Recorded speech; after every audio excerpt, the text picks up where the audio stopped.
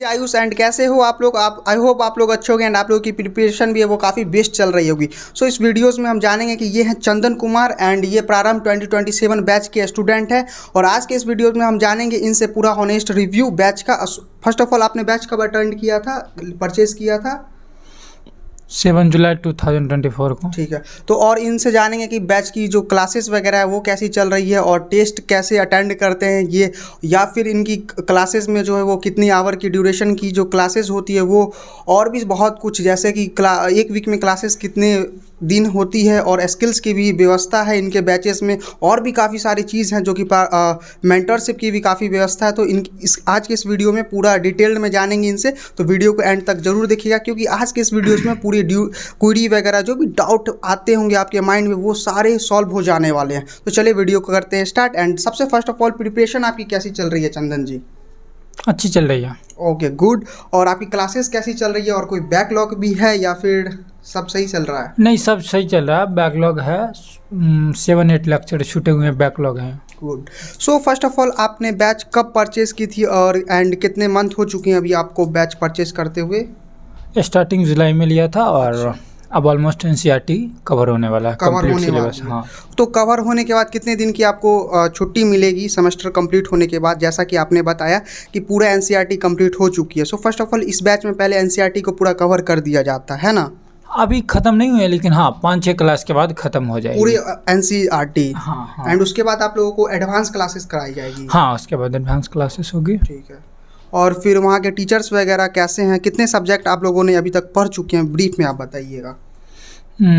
Modern history, okay, ancient history, medieval history, art and culture अभी चल रहा है, इंडियन सोसाइटी, ज्योग्राफी जिसको बोलते हैं, और फिलॉसफी नहीं, और भी बहुत सारे से इंडियन सोसाइटी हो गया है ना। गुड। सो मतलब अगर मैं बात करूं एंशिएंट हिस्ट्री की या फिर पॉलिटी की, तो वो कितने पूरे NCERT के लेक्चर्स हुए हैं और कितने आवर्स के लेक्चर में कंप्लीट हुए हैं ये आप थोड़ा बता दीजिए। अच्छा, मैक्सिमम तो 20 लेक्चर्स लेते हैं एक सब्जेक्ट्स में, और हर लेक्चर मिनिमम 1 आवर 20 मिनट्स का और मैक्सिमम 2 आवर्स का।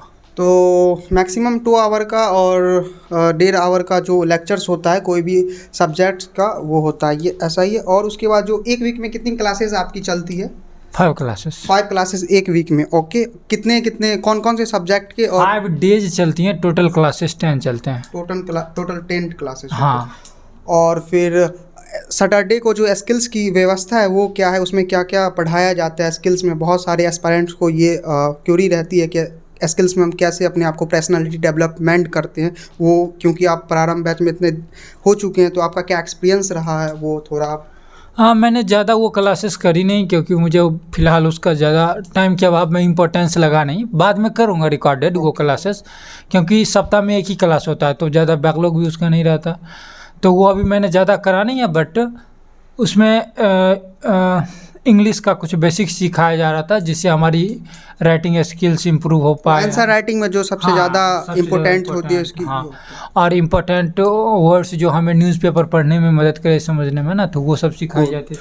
और फिर ओवरऑल अभी तक के जो टीचर्स हैं वो सबसे बेस्ट आपको कौन लगे हैं पढ़ाने के पॉइंट ऑफ व्यू से, ये थोड़ा?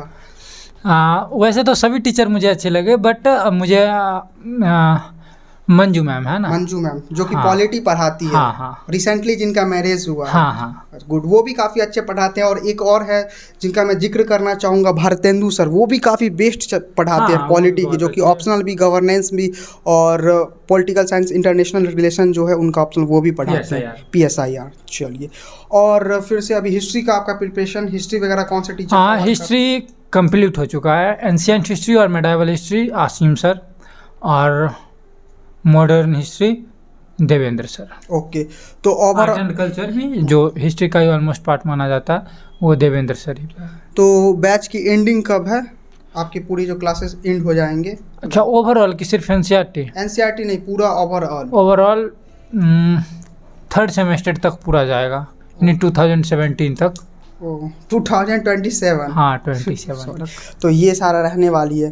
खैर, वहाँ के जो अभी जो न्यू एस्पायरेंट्स जो हैं, अभी प्रारंभ 27 2.0 जो बैच आने वाली है फरवरी में, उसका भी मैं बैच रिव्यू करूँगा, लेकिन उसमें जो अभी बच्चे नए नए आने वाले हैं तो उसको आप लोगों को क्या कहना चाहिए कि मतलब बैच में इनरोल करें या फिर कैसा इनरोल ना करें, वहाँ की प्रिपरेशन वगैरह जो अभी बच्चे आने चाहते हैं उनको आप क्या कहना चाहिएगा, क्योंकि आपने बैच परचेज कर रखा है तो उसके पॉइंट ऑफ व्यू से अकॉर्डिंग टू यू जो भी अच्छा है या फिर ख़राब। जो बच्चे अगर स्टार्टिंग फेज से जिनके पास इनफ टाइम है ना, जिनके पास इनफ टाइम है वो इस बैच को ले सकते हैं। जिनके पास जो कॉलेज में फर्स्ट ईयर में सेकेंड ईयर में, उन बच्चों के लिए ये बैच बहुत अच्छा है। बट जिनके पास टाइम कम है ना, उन लोगों के लिए ये बैच है ना, क्योंकि एनसीईआरटी है और फिर बीच में 1-2 मंथ का गैप है, तो उन लोगों के लिए नहीं है। हाँ, उन लोगों के लिए भी सही रहेगा जब वो सीधा मेंस के सिलेबस पे आ जाएंगे, है ना। मैं आपसे बिगिनर्स के लिए ये बैच बेस्ट है। हाँ, बिगिनर्स के लिए। अब मैं इनसे ये जानना चाहूँगा कि अभी तक इन्होंने बैच कितने में परचेज़ किया है, और परचेज़ करने के बाद जो भी हार्ड कॉपी वगैरह आई है वो कितने बुक्स आए हैं, या फिर एनसीईआरटी वगैरह ये आप लोग देख रहे होंगे, इसकी जो कॉपीज़ ये जो है बुक्स ये कैसे आई है, इनके बारे में पूरा डिटेल्ड में जानना चाहेंगे। तो फर्स्ट ऑफ ऑल आप ये बताइएगा बैच खरीदने के बाद कैसे कैसे आपका प्रोसेस हुआ बुक वगैरह आने का, और कौन कौन सा बुक आया, इस सब टाइप में आप बताइएगा। सबसे पहले तो है ना, बैच में इनरोल करने के लिए पेमेंट करना पड़ा मुझे। ऑलमोस्ट मैंने दिया था 32,000, है ना। तो 32,000 ऑलमोस्ट ये पे किए हैं बैच के लिए। प्रारंभ 2027 बैच है, ओके। और इनरोलमेंट के ऑलमोस्ट 9 to 10 डेज़ में मुझे सारी बुक्स है ना होम डिलीवरी हो गई थी। तो जैसा कि आपने बताया कि बैग भी आया, हाँ। और क्या क्या आया था? बैग था वेलकम किट में। हाँ, वेलकम किट में था। एक तो बुक थे सारे, है ना, और बैग थे, और बैग में एक पेन थी, और वो एक आंसर राइटिंग की बुकलेट थी, और एक मैप वगैरह जो, हाँ मैप, ये सब मैप PW ओनली IS यहाँ पे लिखा हुआ, एक इंडियन मैप और एक वर्ल्ड मैप आई थी फिजिकल की, जो कि आई कैन सी हियर। हाँ, ये भी है। और सुमित तिवारी सर का एक विशेष स्पेशल मैसेज, है ना, वो कोटेशन वगैरह का वो डायरी, ये सब भी था। और कुछ नहीं था, बस इतना। और 9 डेज के बाद आई थी। हाँ, 9 डेज। एंड फिर बुक कैसे आई? बुक का जो डिलीवर हुआ, बुक क्या फ्रैक्चर वगैरह भी हुई? नहीं, बिल्कुल सेफ आई थी। हाँ, जो एकदम सही, हाँ, एकदम परफेक्ट, कोई फ्रैक्चर नहीं, नो। और उसके बाद फिर एनसीईआरटी कब तक आई? सारे बुक्स एक साथ आए थे। हाँ, क्योंकि अभी मैं फर्स्ट सेमेस्टर में हूँ, तो जब ये कवर हो जाएगी फिर ऑप्शनल की या और भी कोई एडवांस बुक अगर मुझे बैच प्रोवाइड करवाती है या PW, तो फिर वो आएगी इसी एड्रेस पे। तो फर्स्ट ऑफ ऑल अब ये पहले बताइए कि आपकी जो प्रिपरेशन है वो किस टाइप से जा रही है, कि आपका कोई अदर सोर्स भी आप रेफ़र करते हो या फिर पूरा PW के ही मटेरियल सोर्स यूज करते हो, तो इसके बारे में? नहीं, अभी तो कोई अदर सोर्स रेफ़र नहीं करता हूँ, सिर्फ क्लासेस, उसके नोट्स और बुक्स। खैर, अब हम इनसे जानना चाहें कि बहुत लोगों का क्वेश्चन होता है कि इनका ऑप्शनल, बहुत सारे एस्पिरेंट का ऑप्शनल क्या रहता है, तो सब आप ये बता दीजिए कि ऑप्शनल कोई भी आपने ऑप्शन लिया है बट वो क्यों लिया है, इसके पीछे रीज़न आप बताइएगा। ऑप्शनल तो हमारा हिंदी है, हिंदी साहित्य है ना। इसके लेने के पीछे सबसे बड़ा कारण तो है कि मुझे स्टोरी बहुत अच्छी लगती है, नॉवेल्स, जिसमें ये नॉवेल्स बहुत अच्छा है ना। भी हुई है हाँ, मेरे पास नॉवेल्स हैं भी कुछ, मैं पढ़ता भी हूँ, जबकि मेरा ऑप्शनल अभी स्टार्ट नहीं हुआ है। उसके अलावा ये 1 टाइम इन्वेस्टमेंट है ना। इसमें एक तो क्वेश्चन ज़्यादा रिपीट करेंगे, आपने एक बार अगर पढ़ ली अच्छे से तो फिर दोबारा अगले साल है ना कुछ नया ऐड ऑन नहीं होगा। अच्छा, 1 टाइम इन्वेस्टमेंट, हाँ, ये एडवांटेज। अदर सब ऑप्शनल की, और हाँ अदर्स, और इसकी सिलेबस भी बहुत छोटी है। अच्छा, और जो ऑप्शनल, हाँ, पॉलिटिक्स का ले लीजिए आप, हिस्ट्री का ले, उन सब की अपेक्षा बहुत छोटा सिलेबस है ना। और सबसे बड़ा ये इंसान का चरित्र बनाने में है ना बहुत मदद करता है। खैर, अब आते हैं बैच के थोड़ी, तो अभी जो बैच आपका चल रहा है अब कितने दिन में एंड होने वाला है ये बैच? 15 दिन। ओके, 15 दिन और है, 15 डेज़, जो कि बैच इनका एंड हो जाएगा, और बीच में कुछ दिनों की आपको छुट्टी मिलेगी। उसके बाद नेक्स्ट सेमेस्टर स्टार्ट किया जाएगा, जिसमें आप लोगों को एडवांस क्लासेस कराई जाएगी, जो कि PW UPSC वाला ब्लैक बुक मिली है उनसे, कंटेंट में। और ब्लैक बुक कितनी आपके घर में डिलीवर हुई थी टोटल? अब मैंने काउंट नहीं करी है क्योंकि वो अभी पढ़ना नहीं होता है ना, अभी एनसीईआरटी पढ़ना होता है। ऑलमोस्ट तो जहाँ तक मेरे पास भी है वो तो हाँ। 24 बुक्स आती है। हाँ। 24 आती है और आप PW के जो ऐप है प्लेटफॉर्म उस पे से भी आप परचेज कर सकते हो। नहीं तो आप प्रारंभ 27 प्रारंभ बैच जो है UPSC का वो 2.0 जो आ रही है उसमें कोई भी आप प्रारंभ बैच में इनरोल करते हो तो आपको पैसा तो ज़्यादा लगती है बट आपको जितना भी मटेरियल होता है सब प्रोवाइड कर दिया जाता है। क्या ऐसा ही है ना? हाँ हाँ ऐसा ही है। बिल्कुल। और उसके बाद कोई भी आपको अदर सोर्स की ज़रूरत नीड आपको नहीं लगती है, बस आपको उतने ही पढ़ने होते हैं। ऑल टू ऑल पूरा चीज़ 360 डिग्री पूरा हो जाते हैं।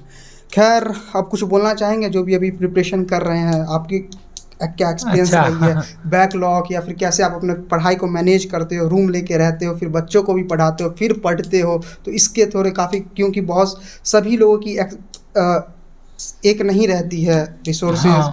किन्हीं को रूम लेके रह के बच्चों को पढ़ा के पढ़ना होता है, या फिर और भी सारे रहते हैं जिसको सब कुछ फ़ायदा वगैरह मिलता है, एडवांटेज सारी चीज़ का रहता है, फिर भी वो नहीं पढ़ पाते। तो ऐसा मतलब कुछ इसमें सबसे बड़ी चीज़ तो डिसिप्लिन है और एक कंसिस्टेंसी चाहिए, है ना। Discipline and consistency is the ये की ऑफ दो ऑल key एग्जामिनेशन। यस, है ना। और अगर और देखा जाए कि प्रिपरेशन के लिए है ना तो रिसोर्स हमारे पास लिमिटेड होने चाहिए, अनलिमिटेड रिसोर्स नहीं होने चाहिए, है ना। और सब्जेक्ट ये नहीं कि मैं जब क्लास शुरू हो जाए तो मैं ये कोचिंग छोड़ के या ये क्लास छोड़ के हाँ वहाँ नहीं, है ना।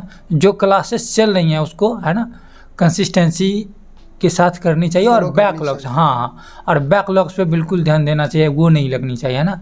अच्छा, तो जब आपका बैकलॉग लग जाता है तो फिर अच्छा। उसको कैसे इंड करते हो कि 2x करके या फिर 1.75x करके, तो इसको कैसे नहीं आप नहीं, end करते मैं उतना स्पीड बिल्कुल कभी नहीं जाता हूँ। मुझे जब भी जानी होती है तो 1.25, है ना, एकदम थोड़ा लिटिल बिट स्पीड को इंक्रीज करता हूँ।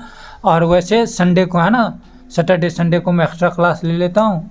तो बैकलॉग इंड हो हाँ, जाता है बैकलॉग because मैं of ये- उतना होने ही नहीं देता हूँ, पर जो हो जाता है उसको ऐसे ही कवर करता हूँ मैं। चलिए, हे गाइस, तो अब वीडियो को करते हैं एंड आपका कोई भी क्यूरी वगैरह है, कोई भी डाउट है तो आप कमेंट कर देना, फिर मैं उसका एक वीडियो बना दूंगा या फिर रिप्लाई दे दूंगा, क्योंकि बहुत सारे लोगों का कमेंट सेम आया तो फिर इसका एक पर्टिकुलर वीडियो बना दिया जाएगा। खैर, ये वीडियो कैसी लगी आपको ये कमेंट में ज़रूर बताना। मिलते हैं किसी नेक्स्ट वीडियो में। Thank you so much for watching this video. Bye.